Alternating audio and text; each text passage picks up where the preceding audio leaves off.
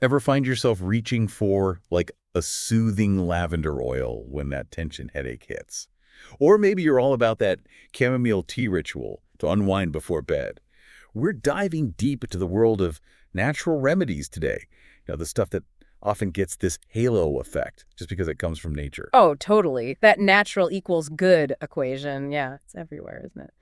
But in my work, more on the public health side of things, I've noticed that nature, as amazing as it is, well, doesn't always play by our health rules. You know what I mean? It's like we almost instinctively trust anything with that natural label slapped on it. But the stuff we've been looking at for this deep dive, Hmm. it really makes you pause. One example that comes to mind is this patient, Isabella, who's totally against any medication that doesn't come straight from a plant. Yeah. Like she even brings her own bag of herbal supplements to her doctor appointments. Well, you can kind of see where she's coming from, though, can't you? I mean, there's something really appealing about tapping into, like, the power of plants, ancient traditions, all that for healing. And then there's the whole fewer chemicals thing. Sounds great on the surface, right? But the source material, it made this really interesting point. What about snake venom? Talk about natural, but I don't think anyone's adding that to their wellness smoothie anytime soon. It's true. Just because something's chilling in the forest doesn't mean it's meant to be ingested. Right. Right.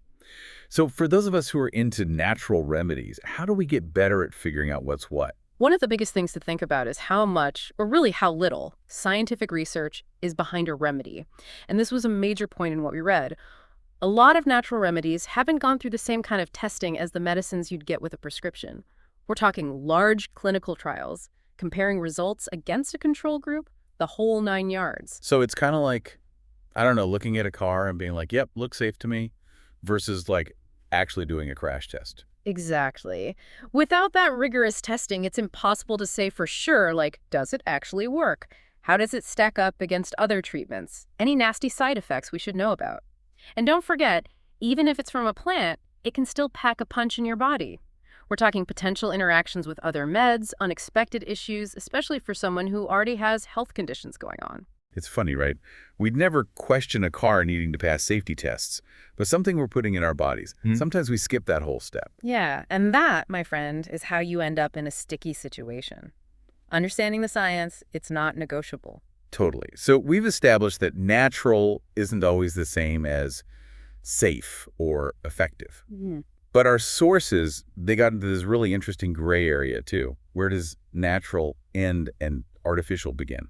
Like my smartphone, super useful, but not exactly something I found growing on a tree. True, and yet, can you even imagine life without it? It's a perfect example, actually, because it highlights how often artificial gets this bad rap, even when it makes our lives way better. And you're right, when it comes to medicine, that line gets super blurry. There's even that point in the material about how a bunch of common medications, they actually started out as natural sources, right? Yeah. 100%.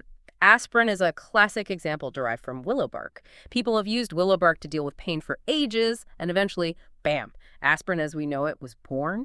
And get this, a good chunk of those powerful cancer drugs we have, yeah, those started their life as plants too. Wow, seriously, I had no idea. Yeah. So it's definitely more complex than natural is good, artificial is bad. There's like a whole other layer there. You got it. It boils down to how something is developed, what we scientifically understand about how it works, the proof that it does what it claims to do, and whether it can do that safely and reliably every single time. And this is where things get really, I don't know, nuanced, right?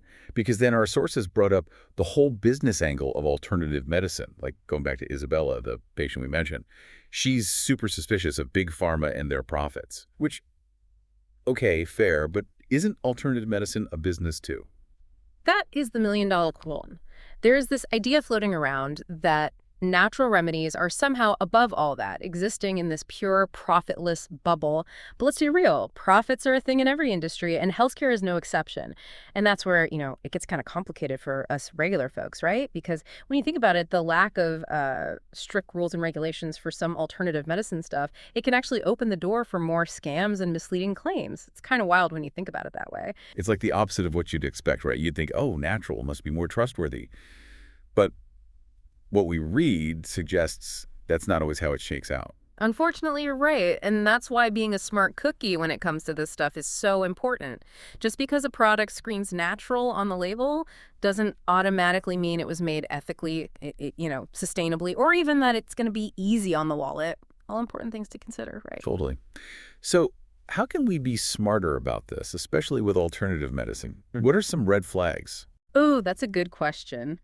One thing that always makes my spidey senses tingle is when a product claims to be a magical cure-all for like a million different things. Like, come on, if it sounds too good to be true, it probably is, right?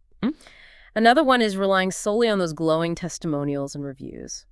Sure, personal stories can be powerful, but they shouldn't be the only evidence, right? And those can be so tricky because they tap into our emotions. We all want that quick fix for whatever's bugging us, especially if it sounds natural and harmless. Oh, for sure. It's easy to fall for that, especially when it's all dressed up as wellness and self-care. Speaking of getting swept up, did you notice how the stuff we were reading for this deep dive touched on the whole religion and spirituality angle too? Like how those beliefs intersect with health and healing? Tricky territory sometimes, you know what I mean? Yeah, definitely. It can be a bit of a minefield to navigate, for sure.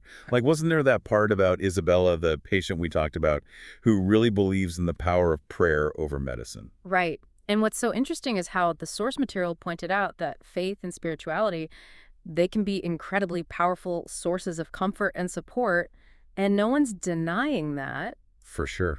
It's just about recognizing that faith and medicine, they don't have to be at odds with each other, right? Like, lots of religions actually emphasize taking care of yourself using the knowledge we have through science to stay healthy. 100%.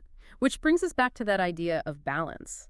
You don't always have to choose one or the other. It's more about finding an approach that respects both. Totally. Like, you could be super into natural stuff, but still see a doctor regularly and follow their advice.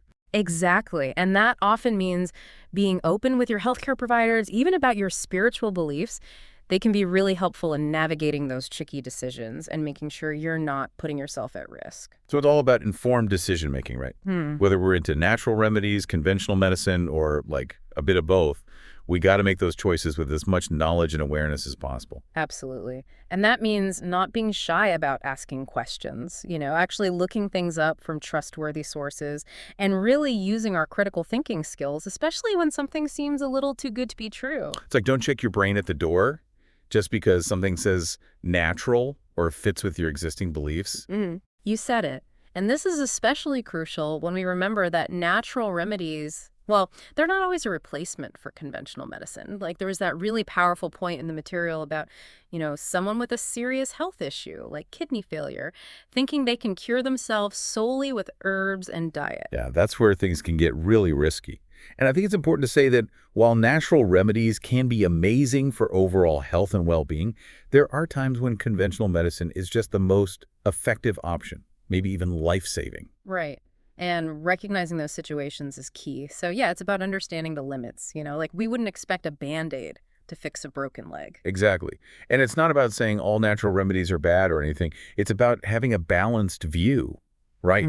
Understanding what they can and can't do. Yes. And having those honest conversations with our doctors, that's where it's at. They can help us weigh the pros and cons of different treatments, both natural and not, and figure out a game plan that works for our situation. Because in the end, isn't that the goal?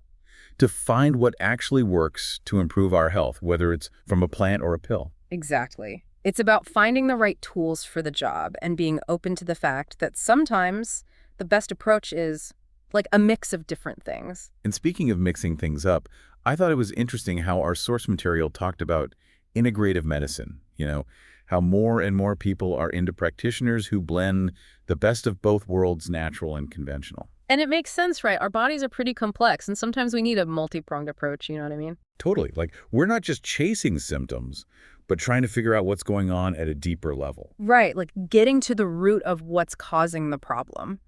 And to do that, well, sometimes we need to tap into both ancient wisdom and the latest scientific discoveries.